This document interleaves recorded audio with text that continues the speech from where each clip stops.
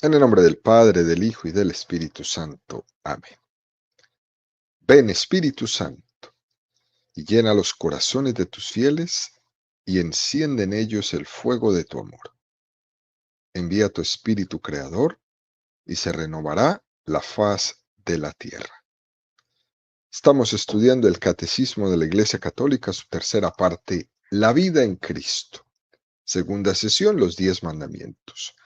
Capítulo primero, amarás al Señor tu Dios con todo tu corazón, con toda tu alma y con todas tus fuerzas. Artículo primero, el primer mandamiento. Continuamos subiendo el monte Sinaí de la mano de Moisés para recibir los 10 mandamientos. Son 2285 metros que mide el monte Sinaí. Los vamos a ir subiendo de la mano del catecismo, estudiando los 505 números que el catecismo nos propone para estudiar los mandamientos. Es decir, vamos a subir 4 metros en cada número del catecismo que estudiamos. Estamos en el segundo apartado, donde el catecismo dedica 15 números, los cuales terminaremos el día de hoy, al tema que tiene como título A él solo darás culto, el deber social de la religión y la libertad religiosa. Vamos a profundizar en los números 2107 al 2109. Número 2107 del Catecismo de la Iglesia Católica dice: teniendo en cuenta las circunstancias peculiares de los pueblos, se concede a una comunidad religiosa un reconocimiento civil especial en el ordenamiento jurídico de la sociedad. Es necesario que al mismo tiempo se reconozca y se respete el derecho a la libertad en materia religiosa a todos los ciudadanos y comunidades religiosas.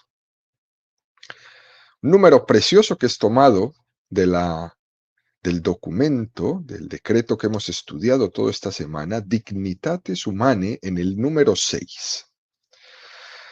Para poner este número un poco en contexto, queridos amigos, es importante que tengamos presente que existen dos modelos o formas de respetar la libertad religiosa de una nación. El primer modelo es cuando un Estado es aconfesional, ¿no? ¿Qué significa esto, no? Aconfesional. Es cuando el Estado no se manifiesta adherido a ninguna confesión religiosa concreta, pero sí manifiesta tener una buena relación de colaboración con todas las confesiones religiosas. Esto lo hace en virtud del derecho que tienen sus ciudadanos de adherirse libremente, cada uno, a la confesión religiosa que quiera. Por ejemplo, nuestro país, los Estados Unidos, es un estado aconfesional, ¿no? Ese es un modelo. El segundo modelo es cuando el Estado es confesional, es decir, no es tanto por imposición del gobernante de turno, sino que es porque en la sociedad de ese Estado hay una mayoría muy grande que profesa la misma religión. Por ejemplo, eh, en Colombia, ¿no? El 85% de la población es católica, pues es un Estado confesional. O por ejemplo, en los países católicos, eh, la tradición católica va configurando la sociedad hasta tal punto que las leyes, las costumbres y los gobernantes entienden prudente en esa situación social que el Estado sea confesional y no quieren romper con eso, ¿no? Son estos, pues, los dos modelos que nos encontramos, o un Estado aconfesional o un Estado confesional. Este número 2107 nos advierte que si el Estado es confesionalmente, por ejemplo, ¿no? Musulmán, como los países árabes, por ejemplo, tiene que preservar el derecho de libertad religiosa de los otros ciudadanos que no lo son, aunque sean poquitos. Aunque esos ciudadanos en Colombia, por ejemplo, no sean católicos, sean judíos, sean budistas, sean musulmanes, aunque sea un grupo muy pequeño, el Estado tiene que respetar la libertad religiosa de ese pequeño grupo de ciudadanos que no profesan la religión del Estado, ¿no? En la catequesis anterior nosotros estábamos comentando que el ideal nuestro es que Cristo sea reconocido, no solo por la conciencia individual, sino también por todas las naciones. Ese es nuestro ideal, que Cristo sea presentado.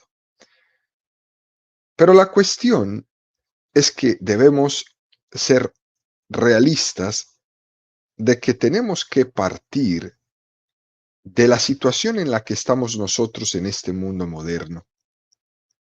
Y de esa situación, a la iglesia le parece que no es prudente que las naciones simplemente se decreten confesionalmente cristianas, confesionalmente católicas, para poder dar la oportunidad del respeto que se merecen en este tema de la confesión, de la libertad religiosa que tenemos todos, no se sientan estas otras personas que están siendo llevadas a menos, ¿no?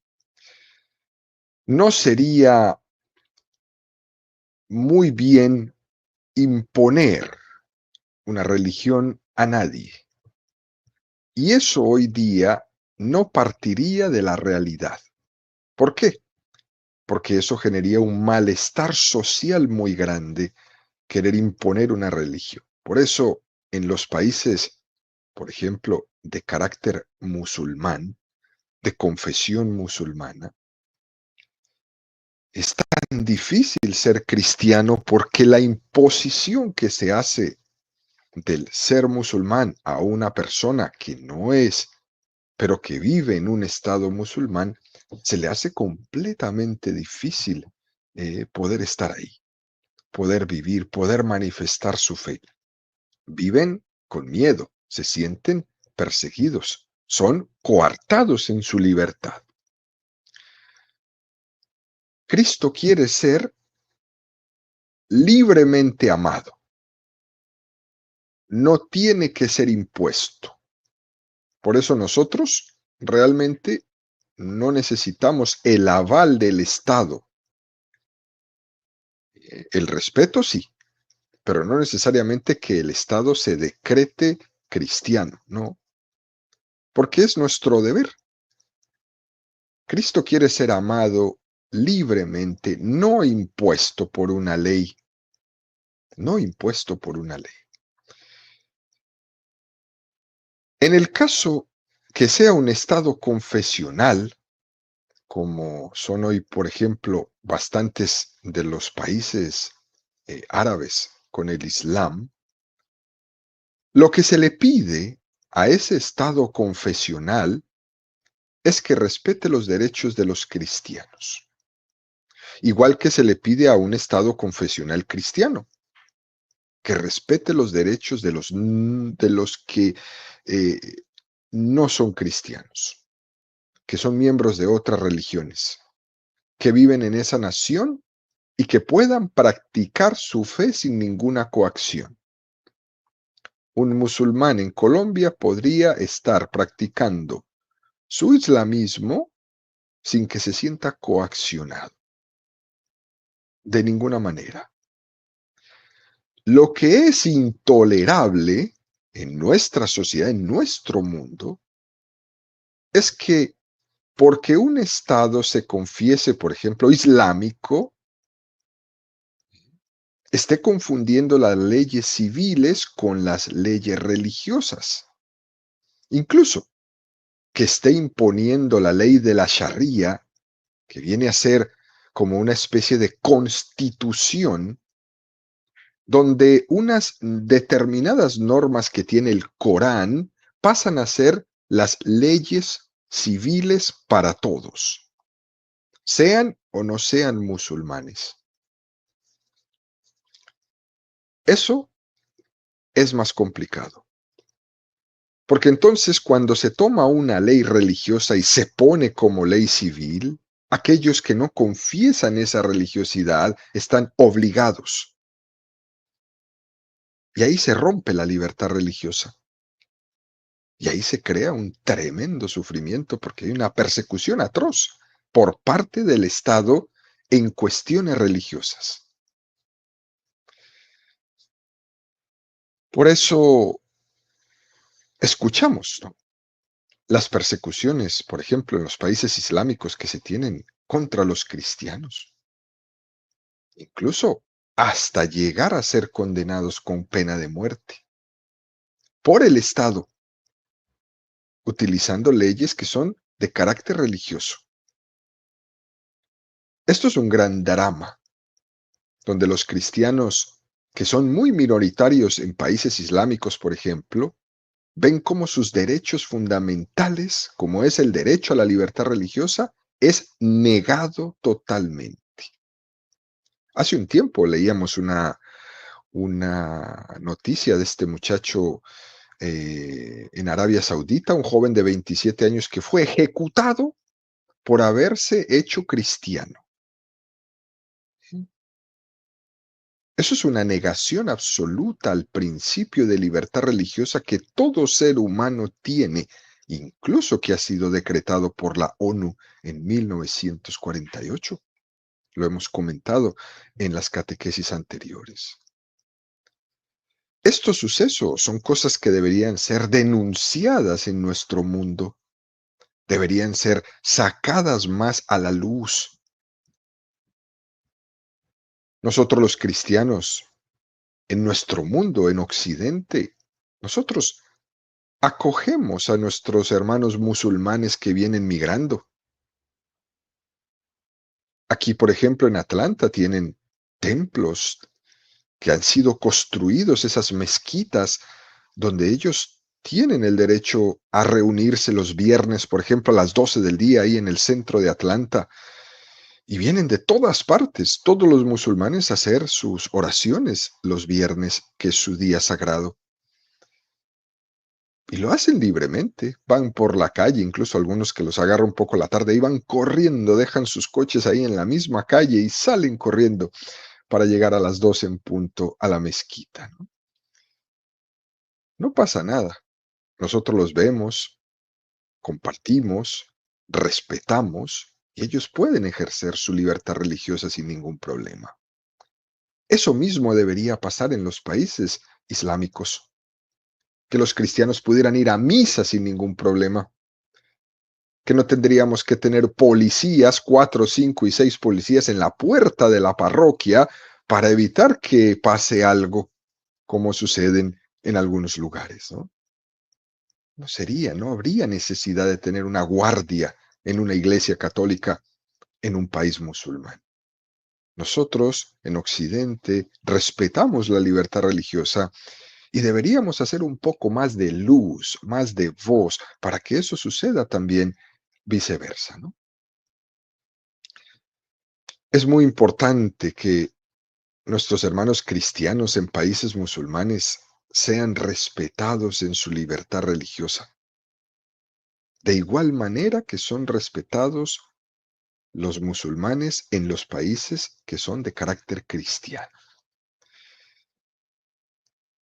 Por tanto, decir que un Estado es aconfesional, esto es muy importante, queridos amigos, que lo entendamos, no quiere decir que sea arreligioso. Decir que un Estado es aconfesional, es decir, que no se bautiza con ninguna confesión religiosa en particular, eso no quiere decir que ese Estado sea arreligioso. Tampoco quiere decir que sea un Estado netamente ateo, ¿no? Eso no quiere decir eso.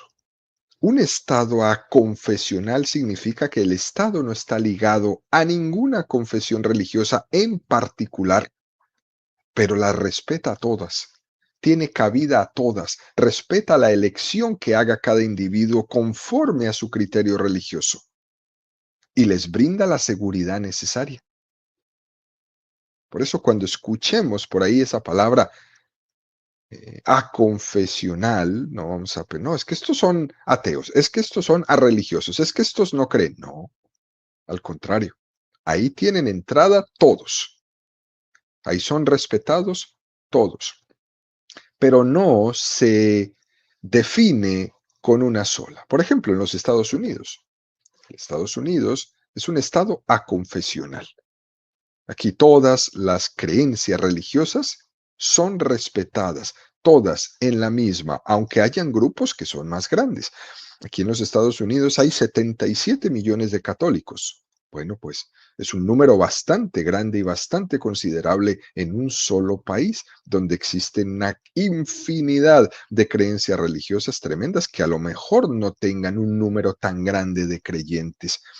Pero aunque ese número tan grande de creyentes sean católicos, el Estado no es católico. ¿Ok? Es un Estado aconfesional. Dicho esto, damos un paso más. Número 2108. Es un poco más denso, dice el catecismo. El derecho a la libertad religiosa no es ni la permisión moral de adherirse al error, ni un supuesto derecho al error, sino un derecho natural de la persona humana a la libertad civil, es decir, a la inmunidad de coacción exterior en los justos límites, en materia religiosa por parte del poder político. Este derecho natural debe ser reconocido en el ordenamiento jurídico de la sociedad de manera que constituya un derecho civil. También es un número sacado de la Declaración Dignitatis Humanae en el número 2. Y aquí, queridos amigos, hay que distinguir lo que se llama el orden interno del orden externo. En el interior de nuestra conciencia tenemos obligación de intentar buscar la verdad y adherirnos a ella. Eso es un deber moral de todo hombre.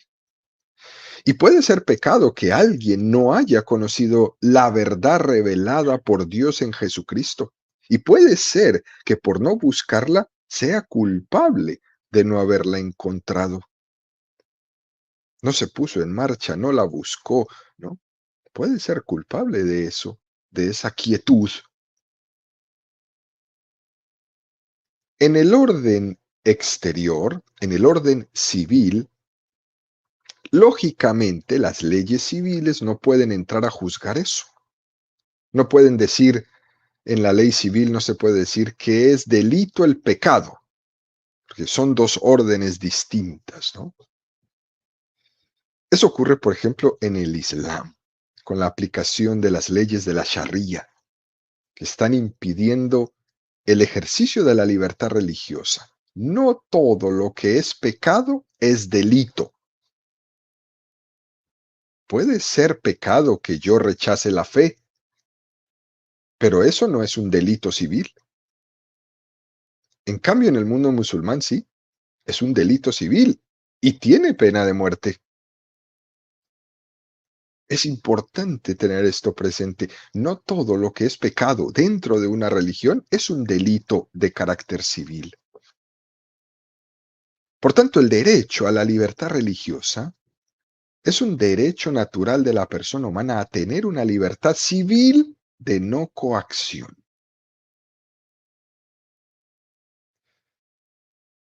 Y damos un paso más. Dice el número 2109. El derecho a la libertad religiosa no puede ser de suyo ni limitado. Ni limitado solamente por un orden público, concebido de manera positivista o naturalista. Los justos límites que le son inherentes deben ser determinados por cada situación social, por la prudencia política, según las exigencias del bien común, y ratificados por la autoridad civil, según normas jurídicas conforme al orden objetivo moral. Es un número que también está en la Dignitatis Humanae en el número 7.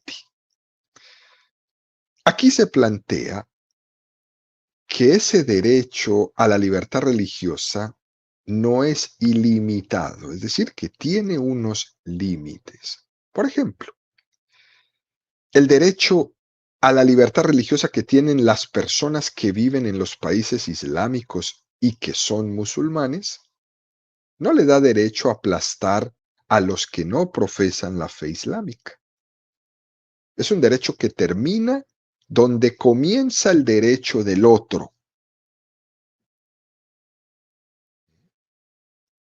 Por ejemplo, hace unos años hubo un caso de una sentencia que dio el Tribunal Supremo, donde unos papás que eran testigos de Jehová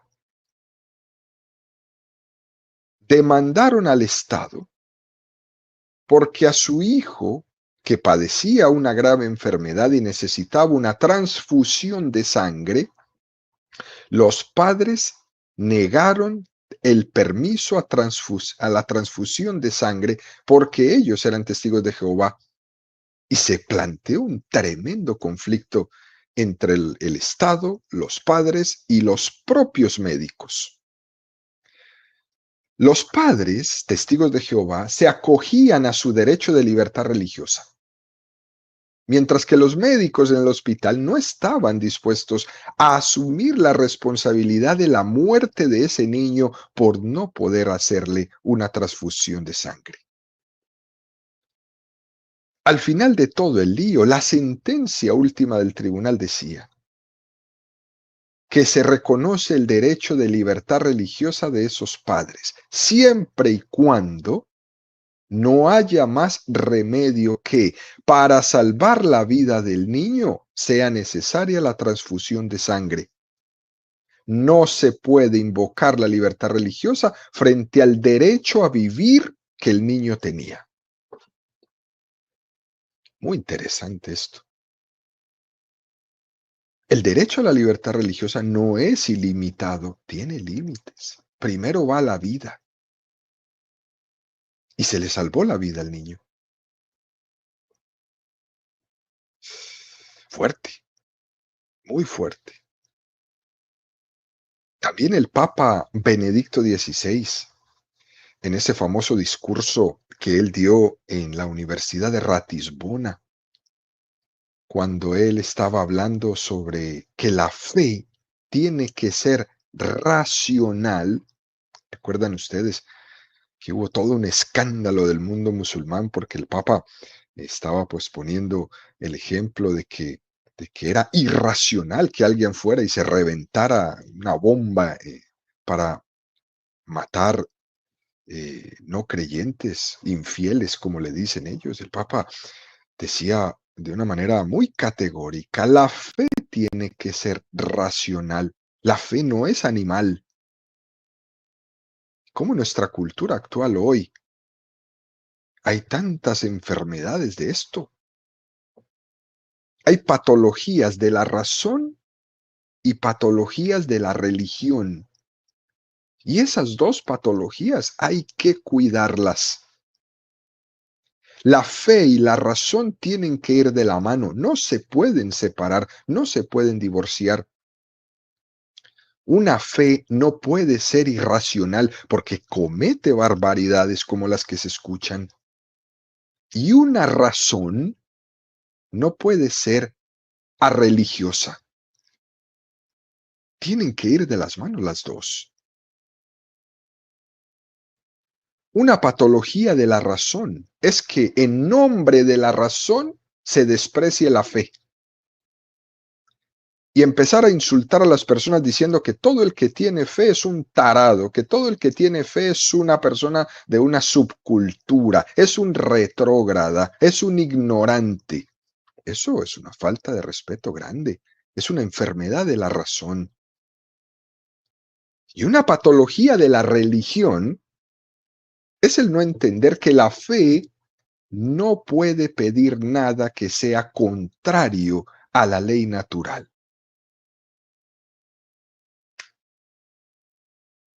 Esto es importante entenderlo, porque por ejemplo esos castigos que en algunos países islámicos se le da a las personas, por ejemplo la lapidación hasta morir o cortarle las manos, etcétera, etcétera. Al final nos preguntamos, ¿dónde están los límites de la libertad religiosa? Y esos límites tienen que estar necesariamente no en el capricho del gobernante. Cuando los límites los pone el gobernante, eso es un problema. Por eso dice el catecismo de una manera magistral en este número, los justos límites que le son inherentes deben ser determinados para cada situación social por la prudencia política según las exigencias del bien común. Nosotros los católicos creemos en una prudencia que es capaz de discernir el bien común, que es capaz de llegar al bien moral objetivo. Sin duda alguna, confiamos profundamente en la acción del Espíritu Santo en esas decisiones, en esa prudencia política, claro que sí. Es la sociedad política la que tiene que discernir, no los caprichos o las conveniencias ideológicas. Ellos no son los que tienen que poner los límites.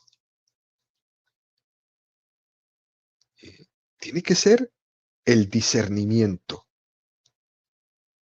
porque si no, se nos vuelve un problema. Y por arreglar a unos dañamos a otros. Esto tiene que ser una reflexión, queridos amigos, de gran actualidad entre todos. También entra aquí en juego algo que es muy, muy importante y es el derecho a la objeción de conciencia. No puede haber el derecho a la libertad religiosa si en la práctica no está el derecho a la objeción de conciencia. Porque ocurre que muchas veces hay una confrontación entre la propia conciencia y la ley. Puede haber leyes que sean radicalmente injustas y que choquen con la conciencia del hombre. Porque por el hecho de que creemos en la democracia y en nombre de ella las mayorías tengan derecho a aplastar las conciencias de las minorías, no, eso no funciona así. La realidad es que si no hay el derecho a la libertad de conciencia, el derecho a la libertad religiosa se queda simplemente en un papel.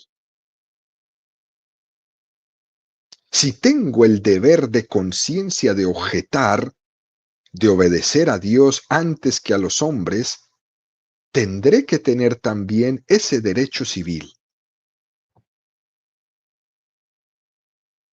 Esto es muy importante que no sea atropellado, que no sea metido debajo del escritorio. Y aquí está en juego algo mucho más importante que la mera defensa de mis intereses. Lo que está en juego es la dignidad del ser humano. No se concibe que una persona se vea obligada a realizar comportamientos que contradicen su conciencia. Por ejemplo, que nosotros tengamos que aceptar toda la porquería que quieren meterle a la educación de los niños. No, yo tengo derecho a objetar eso, porque en conciencia yo sé que esa educación ideológica está atrofeando la formación de los niños. Tampoco quiere decir que la objeción de conciencia nos dé el derecho a no respetar el sistema legal. No, no, no. No es lo mismo objetar que ser insumiso. Esto no invita a las rebeliones, esto no invita a hacer destrozos. No, no, no. Tengo el derecho a objetar en conciencia. Y eso no significa que sea una persona insumisa que va a irrespetar el sistema. No vale la mera apelación a la propia conciencia para eximirse del cumplimiento de los propios deberes. Por ejemplo, ¿no? Que alguien diga, yo no pago impuestos porque eso va contra mi conciencia. Eso es una locura, eso es una tontería. Usted puede objetar de que le cobran muchos impuestos, usted puede objetar, claro que sí. Incluso puede llegar a pedir perdón de sus impuestos o que le cobren menos o llegar a un acuerdo con el IRS, etcétera, etcétera. Pero el hecho de que usted crea en conciencia que no tiene que pagar impuestos, eso no lo exime de que los tiene que pagar. Decía San Juan Pablo II, una democracia sin valores acaba convirtiéndose en un totalitarismo encubierto o descarado. Somos conscientes que la objeción de conciencia no es insumisión, no es rebeldía. Y también sabemos que la objeción de conciencia no se puede invocar por cualquier capricho de una persona, que lastimosamente es como hoy muchos grupos lo van tomando, grupos que quieren que hagamos una ley para defender sus caprichos. Y es muy difícil que hagamos leyes para que le demos el capricho a cada uno. Tenemos que abogar por el bien común, no por el capricho individual, porque sería imposible llevarle el capricho a cada ser humano. Por eso la objeción de conciencia tiene que alegar justas razones, no caprichos. Y esas justas razones en las que el orden moral entra en conflicto con su conciencia. Ahí está el punto. Hay diferentes formas de objeción de conciencia. Y la diferencia está en la naturaleza de los bienes que se protegen. Por ejemplo, hay bienes colectivos. Por ejemplo, la defensa de la nación es un bien colectivo. Ante esto está la objeción al servicio militar. Cuando este servicio militar es obligatorio, en conciencia uno puede objetar ir, pero esa defensa de la nación es un bien colectivo. En principio, todo el mundo tiene el deber de contribuir a la defensa nacional. El tema clave es cuando entra en conflicto la propia conciencia con el hecho de, por ejemplo, manipular las armas. Un joven no tiene el derecho a decir yo no voy a defender mi nación. Eso es un derecho de todos. Lo que él puede objetar es que si va a meterse en el ejército, no va a tener un arma. Yo voy a ir al ejército a las computadoras. O yo voy a ir al ejército a la medicina, de enfermero, de médico. Ahí está.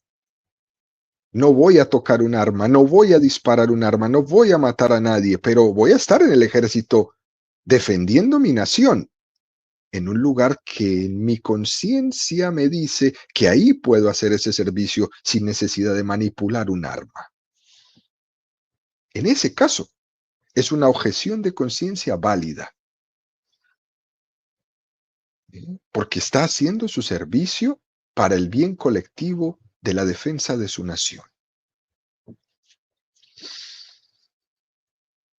Lo que no debe de hacer un joven que su nación lo necesita es rebelarse y decir que no va. Eso es inmoral.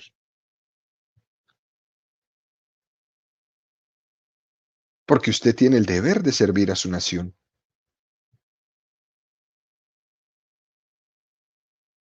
Y así podríamos poner muchísimos ejemplos. Ahora que pasó el COVID, ¿no? Frente a una epidemia altamente contagiosa, el Estado considera la necesidad de una vacunación generalizada de toda la población. Y frente a eso, muchas personas se plantearon una objeción de conciencia de no querer vacunarse. Y yo sé que esto es un ejemplo un poco difícil de afrontar por la cantidad de personas que han hecho esta objeción de conciencia. Pero pretendo decir la inviabilidad de la objeción de conciencia en algunos casos, que son aquellos que van contra el bien común. Si todos nos tenemos que vacunar, pues todos nos tendríamos que vacunar, porque uno solo que no lo haya hecho posiblemente pudo haber puesto en peligro a otros. Ahí no aplica la objeción de conciencia, decir yo no lo hago porque yo creo que ahí me están inyectando una cosa mala. Bueno, aquí todos nos tenemos que poner la mascarilla y hubo que ponerse la máscara. Hubo quien no lo hizo y a lo mejor con su actitud puso en peligro a otros. Puede tener todas las conclusiones que quiera, que esto era una mentira, etcétera, etcétera. No, no vamos a entrar en esa puntualización. El hecho y el punto es el bien común. Si esto era necesario para el bien común, pues yo lo hago. Otro caso, ¿no? El Estado despenaliza el aborto y en un hospital se le manda a una enfermera o a un médico a que produzca un aborto. Ese médico, ese profesional de la salud, tiene pleno derecho a hacer una objeción de conciencia y decir, yo, que soy médico, no practico abortos. El hospital le va a decir, pero nosotros como tus jefes te mandamos a hacerlo porque es una póliza, es una política de este hospital que se practique el aborto al ciudadano que lo pida. Yo en conciencia no lo puedo hacer.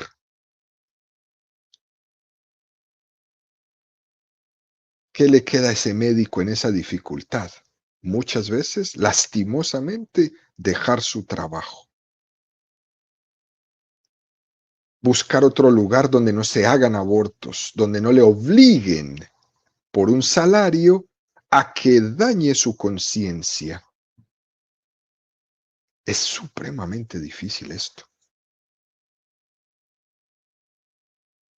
El hecho de que el aborto no se haga en clínicas públicas es precisamente porque los profesionales que están en la salud pública tienen ese derecho y lo ejercen. Y por eso los hospitales que practican aborto, prácticamente la mayoría, donde se puede, son privados. Y en esas clínicas privadas contratan a profesionales que no tengan problemas de conciencia para intervenir los abortos.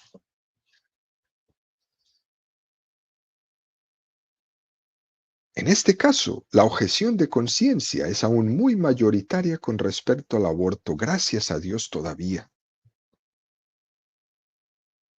Gracias a Dios todavía nos encontramos médicos que dicen yo no cometo tal barbaridad. Bueno, así podríamos poner un montón de ejemplos. El catecismo nos va hablando de esta manera tan práctica, ¿no? De las cosas que pasan en nuestra realidad en cada momento.